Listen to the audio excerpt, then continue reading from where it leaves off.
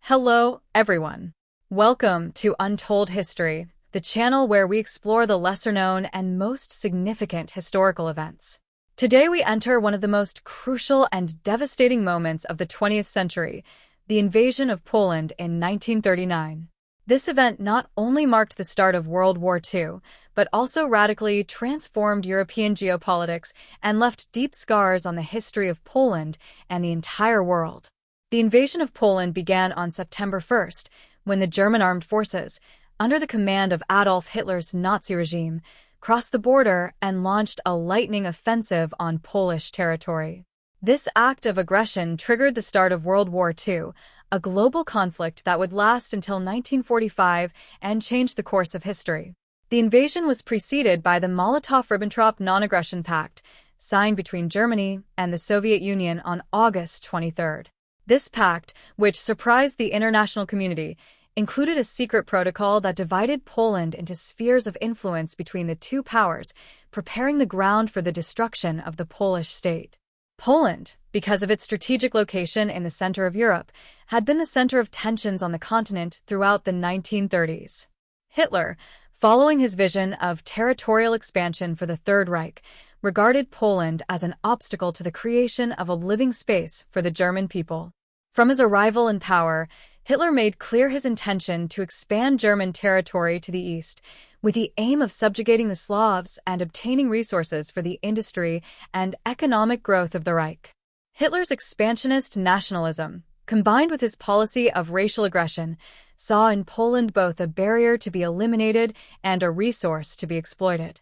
Throughout 1939, tensions between Germany and Poland increased, especially after Hitler made territorial claims on the Free City of Danzig and the Polish Corridor, demands that Poland, backed by France and Britain, rejected. On September 1st, the German army, applying its Blitzkrieg strategy, crossed the border into Poland. This military tactic, based on rapid, coordinated ground and air attacks, was devastating, involving intensive use of mechanized forces, including panzer tank divisions, fighter jets, and aerial bombardments. The purpose was to disorganize and demoralize the enemy in a short time, which allowed the German forces to advance at high speed through Polish territory. Despite the resistance of Polish forces, who fought valiantly with what they had, the power of the German Blitzkrieg dismantled the Polish defenses. On the morning of September 1st, the Germans began a massive bombardment of the town of Westerplatte, which initiated a simultaneous ground offensive in several directions. German forces attacked from the north, west, and south, executing a pincer tactic to encircle and isolate Polish positions.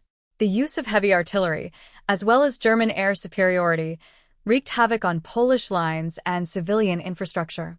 The Luftwaffe, the German Air Force, played a key role in bombing military targets and cities, causing massive destruction and sowing panic among the civilian population. However, despite the ferocity of the attack, Polish troops offered resistance at various strategic points, such as in the city of Modlin and Warsaw itself, where the defense lasted more than 3 weeks. The first weeks of the invasion showed Poland's isolation. Despite the defense pacts that Poland had signed with France and the United Kingdom, the reaction of the Allies was extremely slow. Although both countries declared war on Germany on September 3rd, their forces did not take immediate military actions that could relieve pressure on the Polish front. This period, known as the Joke War or Blitzkrieg, left Poland at the mercy of invaders. Poland's situation became even more complicated on September 17th, when the Soviet Union, fulfilling its part of the Molotov-Ribbentrop Pact, invaded the country from the east.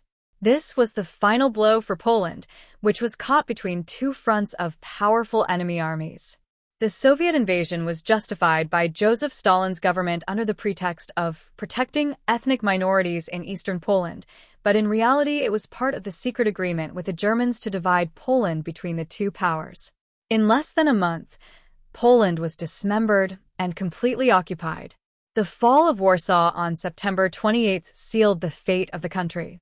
German forces took the west and center of the country, while the east came under Soviet control.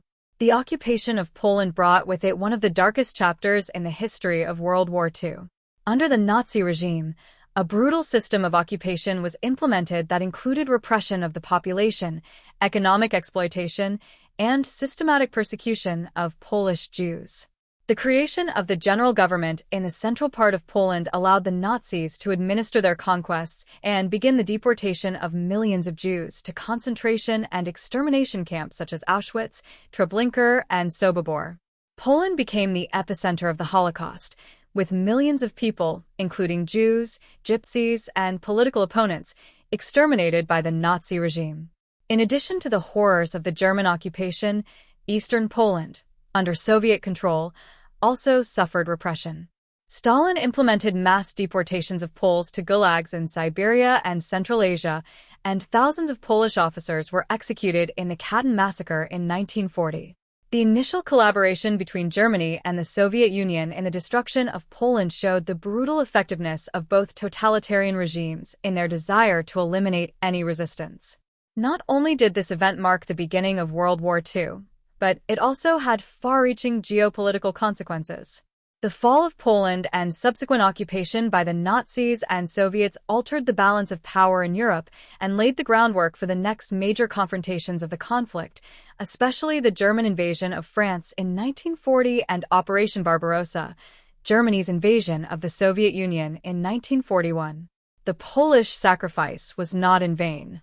Although Poland was occupied for most of the war, its resistance never died down.